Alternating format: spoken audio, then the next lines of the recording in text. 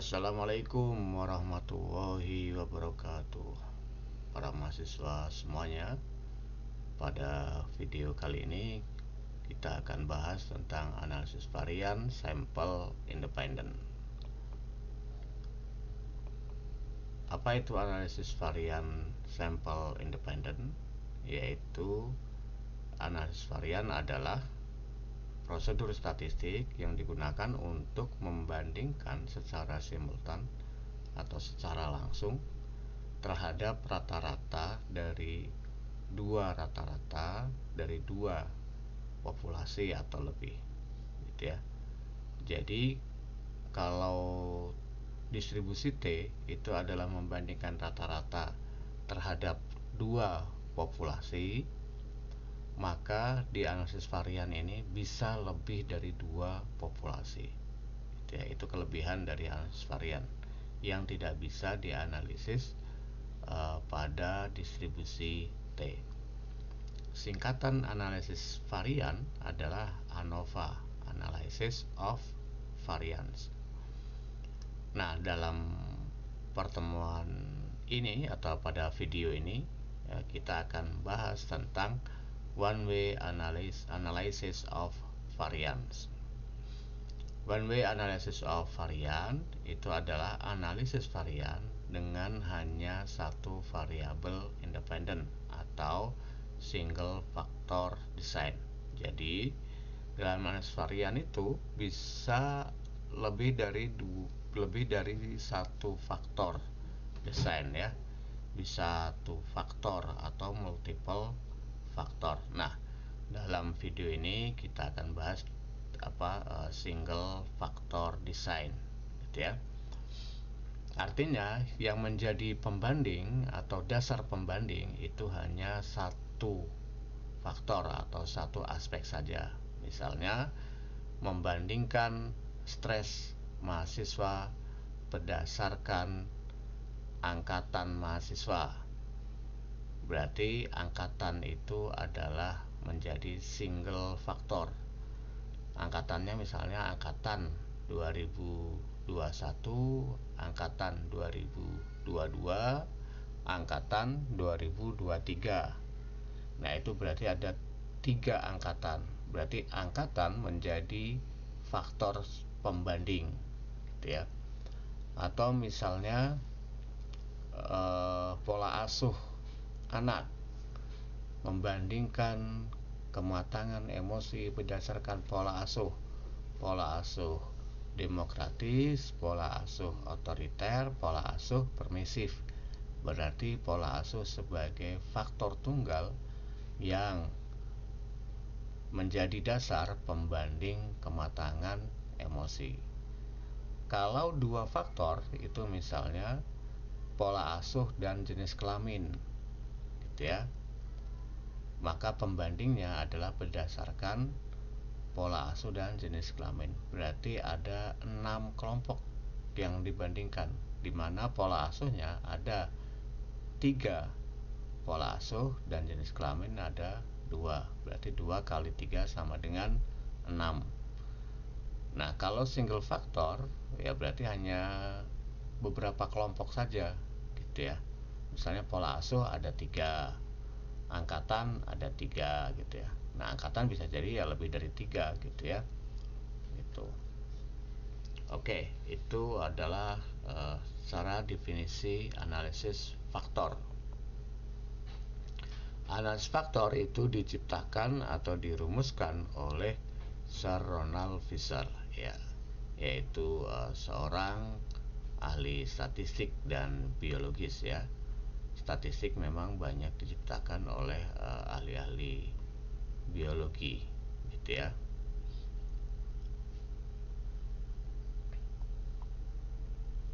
Hipotesis nol yang diajukan untuk menguji analisis varian adalah H0 sama dengan mu A sama dengan mu B sama dengan mu C dan seterusnya sesuai jumlah populasinya atau sampelnya. Sementara hipotesis alternatifnya bukan H0 ya. Beda dengan yang hipotesis uji T atau distribusi T. Kalau hipotesis distribusi T itu ada hipotesis langsung atau hipotesis tidak langsung. Nah, sementara di hipotesis analisis varian itu tidak ada hipotesis langsung. Itu ya, kenapa? Karena yang penting adalah ada perbedaan antara rata-rata ini. Minimal ada satu rata-rata yang berbeda, maka itu HA atau hipotesis alternatif diterima. Not H0 itu artinya bukan H0. Berarti kalau bukan H0, minimal ada satu tanda sama dengan ini yang dia tidak sama dengan, ya. HA diterima misalnya ketika F hitungnya itu lebih besar daripada F tabel misalnya. Itu berarti minimal ada satu rata-rata yang berbeda, gitu ya. Jadi tidak harus kesimpulannya itu kalau HA diterima itu artinya semua rata-rata yang ada yang dibandingkan ini semuanya berbeda. Tidak. Tetapi ketika HA itu diterima, maka minimal satu di antara rata-rata yang dibandingkan itu adalah berbeda, gitu ya. Nah, kalau minimal berarti ya bisa 2 yang berbeda, bisa 3 yang berbeda, atau semua rata-ratanya berbeda. Dasarnya semakin tinggi nilai F-nya, maka semakin mungkin semua rata-rata yang dibandingkan itu berbeda. Tapi jika F-nya kecil tetapi HA diterima, itu biasanya hanya ada satu, gitu ya, rata-rata yang berbeda. Hipotesis nolnya seperti ini, ya, seperti yang disebutkan tadi.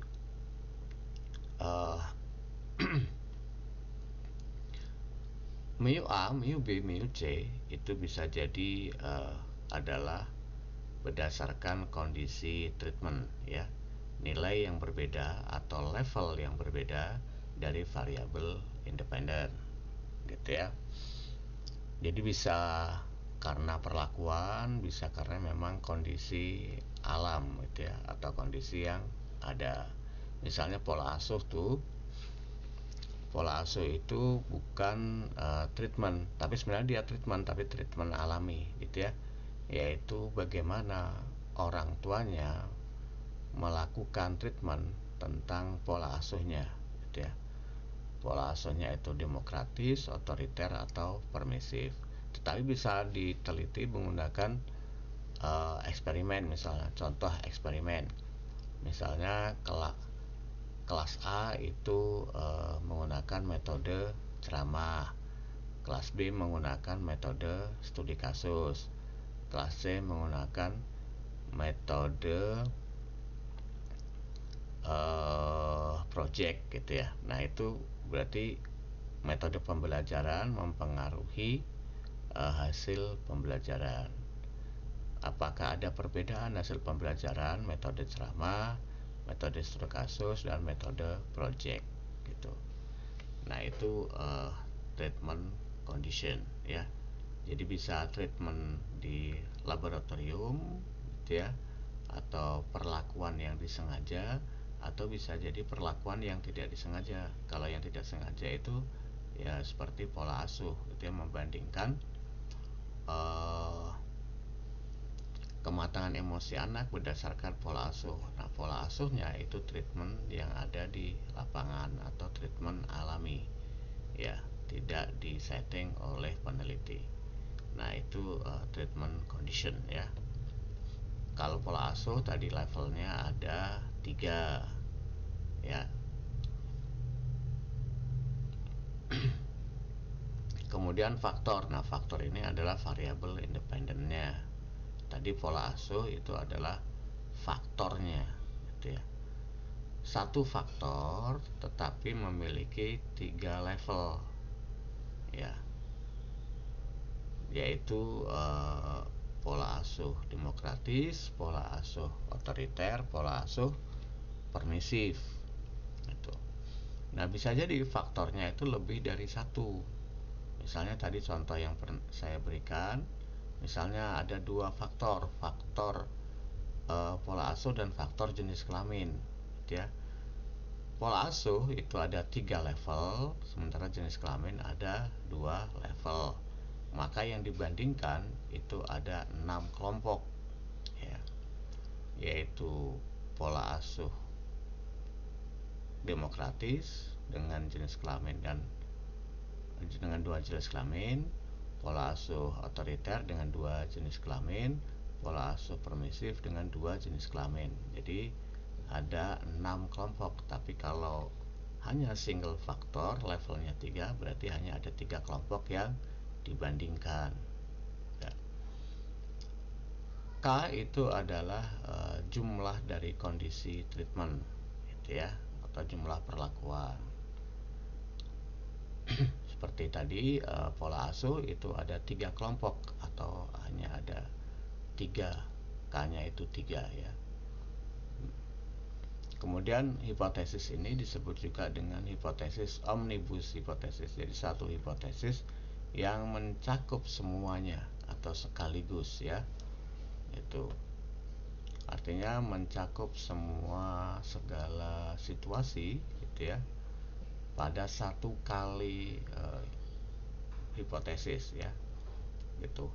Atau bisa juga disebut dengan omnibus test, adalah satu kali tes yang bisa membandingkan semua rata-rata yang ada, ya, minimal 2 rata-rata, bisa 3, bisa 4, bisa 5, dan seterusnya, ya. Dasar dari analisis varian one way, gitu ya, itu adalah variasi within dan variasi between. Variasi within groups dan variasi between groups. Variasi dalam kelompok dan variasi antar kelompok, ya. Jika tidak ada treatment effect, hipotesis nol, yaitu mu A sama dengan mu B sama dengan mu C, gitu ya. Efek dari treatment itu, perbedaan efek treatment antara kelompok itu disebabkan oleh perbedaan kondisi treatment, itu adalah benar. Jadi kalau ada pengaruh dari faktor, gitu ya, maka mu A, mu B, dan mu C ini berbeda, gitu ya. Ada perbedaan itu akan dianggap benar, gitu ya.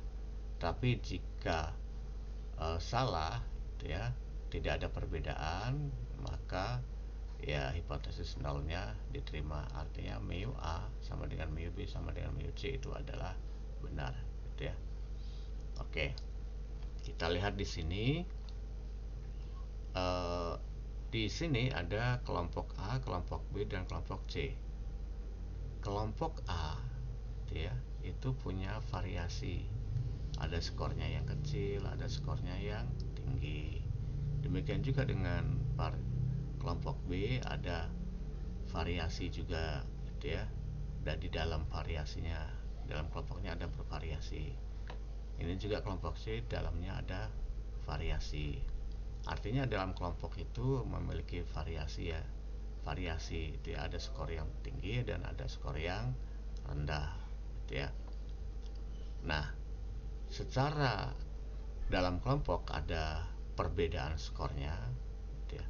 Tetapi juga antar kelompok, yaitu rata-rata A, rata-rata B, dan rata-rata C juga ada perbedaan. Tetapi di sini perbedaan rata-rata A dengan rata-rata B dan rata-rata C itu tidak terlalu jauh, gitu ya.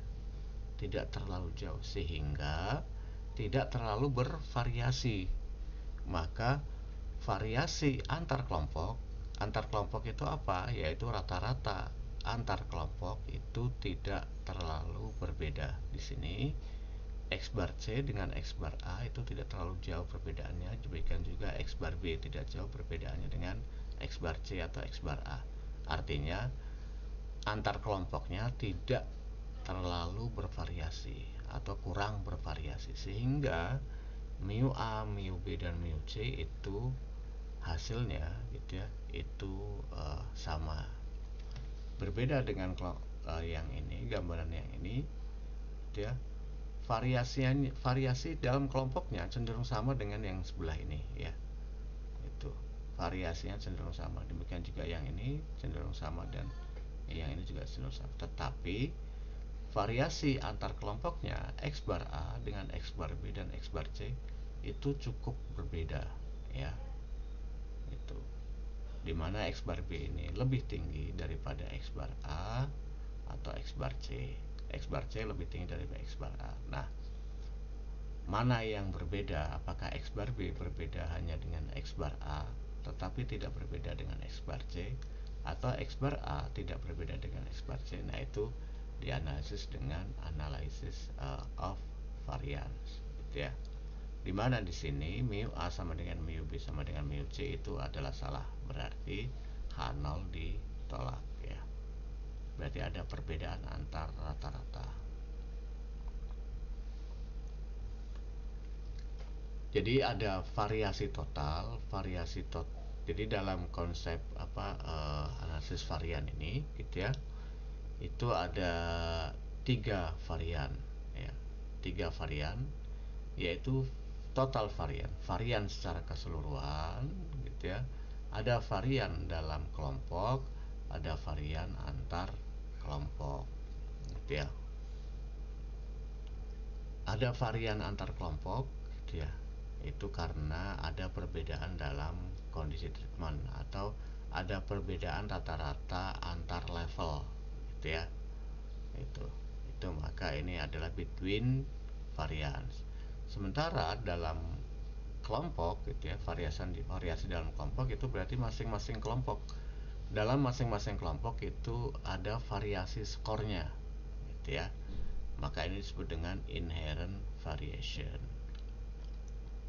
Sementara total varian itu adalah penjumlahan dari varian within dan varian between, gitu ya. Variasi secara keseluruhan, gitu ya. Ingat, variasi itu adalah jumlah kuadrat dibagi dengan n, ya, itu secara keseluruhan, gitu ya. Nanti kita akan lihat rumusnya. Nah, ini variasi dalam kelompok, ya. Ini masing-masing dalam kelompok ini dia skornya berbeda-beda, gitu ya. Ada yang tinggi, ada yang rendah. Demikian juga dengan ini. Semua kelompok itu punya variasinya masing-masing, ya. Itu. Nah, total dari variasi masing-masing dalam kelompok itu disebut dengan variasi dalam kelompok, ya. Atau variasi dalam kelompok atau jumlah kuadrat dalam kelompok yang nanti dibagi dengan DF atau degree of freedom masing-masing kelompok, gitu ya. Nah, ini variasi antar kelompok, ya. Rata-rata A dengan rata-rata B dengan rata-rata C itu berbeda, ya. Maka itu adalah variasi antar kelompok, between groups variation, ya. Nah, pembagian dari jumlah kuadrat, kenapa membahas jumlah kuadrat? Karena variasi itu adalah jumlah kuadrat dibagi dengan n, oke, ya. Itu kalau dalam populasi, tapi kalau dalam sampel jumlah kuadrat dibagi dengan degree of freedom, oke, ya. Makanya di sini dibahas tentang jumlah kuadrat. Kenapa? Karena pembahasannya adalah analisis variance. Variance itu adalah jumlah kuadrat dibagi dengan degree of freedom kalau dalam sampel, tapi kalau dalam populasi dibagi dengan n. Skor X itu sama dengan grand mean atau rata-rata keseluruhan, baik itu antar kelompok maupun dalam kelompok, ya.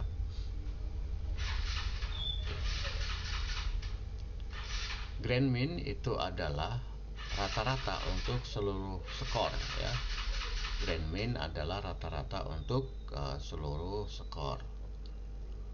Nah, ini kita lihat di sini X itu sama dengan rata-rata seluruh skor ditambah, gitu ya, ditambah deviasi antar kelompok. Ini rata-rata dalam kelompok dikurangi dengan rata-rata keseluruhan, ya. Terus kemudian deviasi dalam kelompok, ini X-nya dikurangi rata-rata dalam kelompok, gitu ya. Nah, ini adalah simbol green mean. Kalau dia garisnya hanya ada satu barnya di atas itu berarti rata-rata dalam kelompok. Tapi kalau dua, ini barnya dua, gitu ya, maka itu adalah rata-rata keseluruhan. X ya itu sama dengan rata-rata keseluruhan ditambah deviasi antar kelompok, gitu ya, dan deviasi dalam kelompok, gitu ya.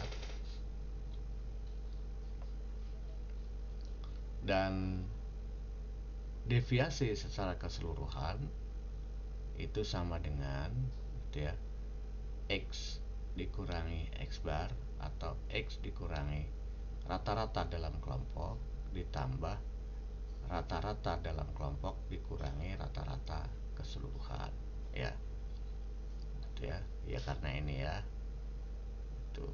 Jadi karena ini, gitu ya, ini tuh, sama dengan ini, gitu ya, ditambah.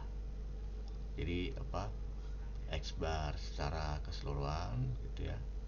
Ini itu adalah penambahan dari rata-rata deviasi dalam kelompok ditambah deviasi antar kelompok.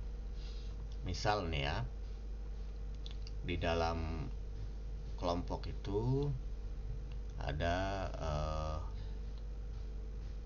ini skornya, kelompok pertama, skor kelompok kedua, dan skor kelompok ketiga, gitu ya, dengan rata-rata secara keseluruhan 5. Apakah skor 7 itu kayak X, ini skor 7 ya, bisa jadi nanti X-nya itu 5, X-nya 3, gitu ya. Kita lihat nih, kalau X-nya 7, gitu ya, berarti deviasi 7 itu ya 7 dikurangi 5 itu adalah grand mean, gitu ya. Itu sama dengan 7 dikurangi rata-rata dalam kelompok, ini 7, rata-rata dalam kelompoknya adalah 8, gitu ya.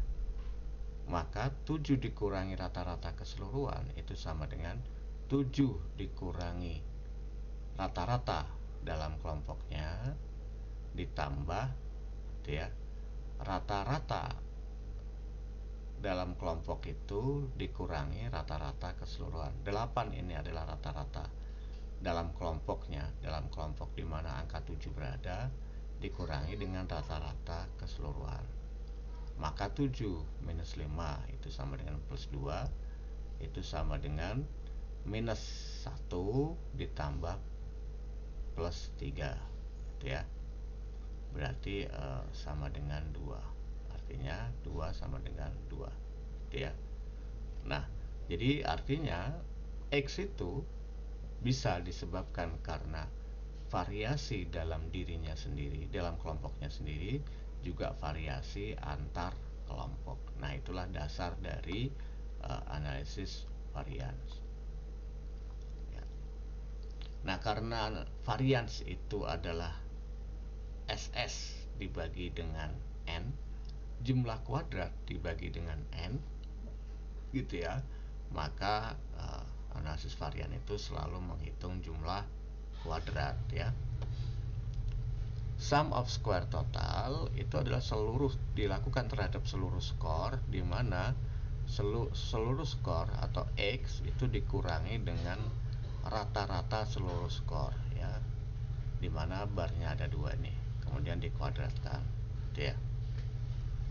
Nah, dengan logika yang sama tadi itu, bahwa X itu bisa jadi karena deviasi X, bisa jadi karena deviasi dalam kelompok dan deviasi antar kelompok, gitu ya.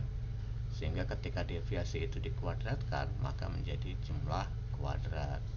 Jumlah kuadrat total dipengaruhi oleh jumlah kuadrat dalam kelompok dan juga jumlah kuadrat total, ya. ini jumlah kuadrat totalnya. X itu adalah seluruh skor dikurangi dengan rata-rata seluruh skor kemudian dikuadratkan. Itu dipengaruhi atau dikontribusi oleh jumlah kuadrat dalam kelompok, di mana di sini X-nya dalam kelompok itu dikurangi dengan rata-rata dalam kelompoknya masing-masing ya. Berarti nanti kemudian dijumlahkan. Demikian juga ini K ini adalah tergantung dari jumlah kelompoknya. Kelompoknya ada 3 ya, berarti K-nya ini 3 ya. Nah di sini juga berdasarkan N dalam setiap kelompok ya. Kalau N-nya 3 ya berarti semuanya 3. Di sini N-nya sama gitu ya. Jumlah kuadrat antar kelompok di sini rata-rata antar kelompoknya masing-masing kelompok gitu ya, dikurangi dengan rata-rata keseluruhan.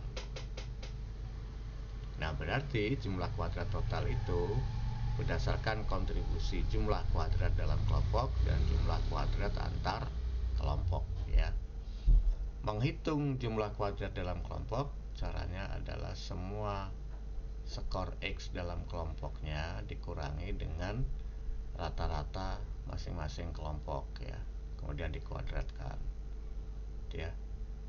X bar XA dikurangi X bar A, XB dikurangi X bar B, dan seterusnya ya. Kalau yang ini adalah K itu jumlah kelompoknya, rata-rata kelompok A dikurangi rata-rata seluruh kelompok, rata-rata kelompok B dikurangi rata-rata seluruh kelompok, dan seterusnya. Ini NA adalah N dalam kelompok A, N dalam kelompok B, di mana variasi antar kelompok itu harus homogen atau setara, variasinya sama ya. Ini asumsinya variasinya harus sama, tidak boleh tidak sama. Kemudian degrees of freedom ya. Kalau dia dalam populasi itu sigma kuadrat, berarti jumlah sum of square dibagi n. Tapi kalau variasi estimate atau variasi sampel itu adalah s kuadrat, jumlah kuadrat dibagi dengan degree of freedom, di mana degree of freedomnya gitu ya untuk antar kelompok itu K-1, sementara kalau dalam kelompok N total dikurangi K ya. Nah DF total itu adalah penjumlahan dari DF within dan DF between. Varian estimasi dan F rasio.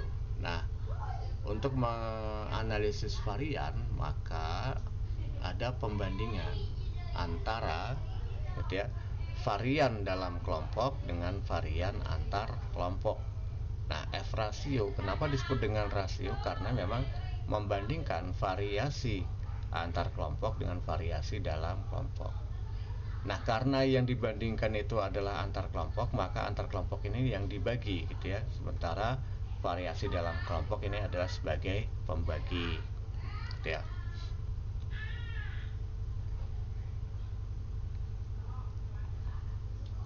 Nah ini adalah distribusi F ya. Distribusi F itu nilai F itu minimal 0 ya. Jadi beda dengan distribusi T, di mana distribusi T bisa negatif, bisa positif, atau distribusi Z juga bisa positif, bisa negatif. Sementara distribusi F itu tidak ada nilai F-nya itu negatif ya, karena variasi itu minimal 0 ya, tidak ada angka negatif. Kenapa ya? Karena penghitungannya berdasarkan kuadrat. Semua angka yang dikuadratkan maka hasilnya adalah positif, sehingga kemudian positif dibagi positif maka hasilnya adalah positif. Jadi minimal 0 ya. Semakin tinggi F-nya maka akan semakin ada perbedaan antar kelompok itu gitu ya. Di sini ini sebagian besar distribusinya itu berada mendekati 0 ya, semakin jarang yang mendekati F-nya gede gitu ya. Nah untuk menghitungnya nilai F-nya gitu. Ini ada jumlah kuadrat between dibagi dengan df between, jumlah kuadrat within dibagi dengan df within, ya. Maka nilai ini f-nya gitu. Nah, nanti f hitungnya ini dibandingkan dengan f tabel atau f kritis gitu ya, dimana di sini rata-rata varian antar kelompok dibagi dengan varian dalam kelompok. Nah, varian antar kelompok itu menjadi numerator atau pembilang, sementara varian dalam kelompok sebagai denominator atau penyebut, gitu ya. Sehingga nanti di dalam f tabelnya atau f kritisnya ini degree of numerator, gitu ya.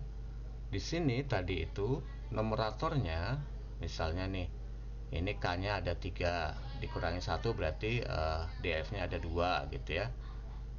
Nah, misalnya di sini n totalnya itu ada 14 gitu ya. Kemudian k-nya itu ada 3 berarti df-nya ada 11 misalnya gitu ya. Ya, ini tergantung dari hasil analisisnya nanti df-nya berapa gitu ya. Nah, misalnya saja numeratornya itu 2, kemudian denominatornya itu 11 gitu ya, maka nilai f tabelnya atau f kritisnya 3,98. Nah, nanti tinggal dibandingkan antara f tabel dengan f hitung ya. Kalau f hitungnya lebih besar dari f tabelnya, maka minimal ada perbedaan rata-rata antar kelompok. Minimal ada satu saja rata-rata kelompok yang berbeda dengan rata-rata kelompok yang lain, yaitu kalau f-nya signifikan ya. Nah, ini contoh pengaruh gitu ya, bermain game gitu ya, kekerasan, video game kekerasan gitu ya, terhadap emosi atau perasaan gitu ya, ketika menghadapi agresi dalam kehidupan yang nyata. Artinya sensitivitas para pemain game kekerasan itu cenderung menurun gitu ya, ketika dia menghadapi agresi yang sebenarnya. Nah, ini penelitiannya Carnegie dan kawan-kawan gitu ya, juga berdasarkan penelitiannya Busman dan Anderson gitu ya, yaitu menunjukkan bahwa ada penurunan sensitivitas bagi para pemain video game kekerasan ya. Gitu. Dimana di sini ada 5 orang yang dia membaca majalah selama 20 menit, ada 15 siswa yang diuji ya. Ada 15 mahasiswa yang diuji, di mana 5 siswa membaca majalah selama 20 menit, 5 mahasiswa menonton video game 20 menit tanpa kekerasan, dan 5 siswa menonton video 20 menit dengan kekerasan gitu ya. Ini H0 nya mu A sama dengan mu B sama dengan mu C ya. Nah, ini datanya di mana N kelompok A 4, N kelompok B 5, N kelompok C 5 ya, gitu ya. Terus kemudian ini penghitungannya, jumlah kuadrat totalnya ya, kemudian jumlah kuadrat within-nya, jumlah kuadrat between-nya gitu ya. Ini rata-rata antar kelompoknya, ini rata-rata total gitu ya. Tuh. Nah, ini di sini jumlah kuadrat within-nya itu adalah XA dikurangi X bar A. XA-nya 17 ya, dikurangi rata-rata A 17 juga ya. Ini 12, XB-nya 12 dikurangi rata-rata B 20 ya. XC 73 dikurangi rata-rata kelompok C 70 ya. Tuh. Sementara di sini rata-rata A dikurangi rata-rata keseluruhan, rata-rata B dikurangi rata-rata keseluruhan, rata-rata C dikurangi rata-rata keseluruhan gitu ya. Sehingga diperoleh tabel analisis varian, jumlah kuadrat antar kelompoknya ini jauh lebih besar daripada dalam kelompok ya. Kalau dia jumlah kuadrat antar kelompoknya ini jauh lebih besar daripada dalam kelompok, ya kemungkinan akan ada perbedaan. Di mana varian antar kelompok ada 4245, varian dalam kelompok 91,45. F-nya itu adalah 4245 dibagi 91,45. Hasilnya 46,42. Artinya ini F-nya gede banget. Kalau F gede banget ini, maka berarti minimal itu ada rata-rata. Kalau gede banget berarti ada satu rata-rata yang dia dominan terhadap rata-rata yang lain, gitu ya. Berarti ada satu rata-rata yang dia berbeda dengan dua rata-rata yang lain. Ya kemungkinan di sini karena rata-rata kelompok C tadi itu sangat besar, gitu ya. Maka ketika berarti bisa jadi rata-rata C ini berbeda dengan rata-rata A, rata-rata C berbeda dengan rata-rata B, gitu ya.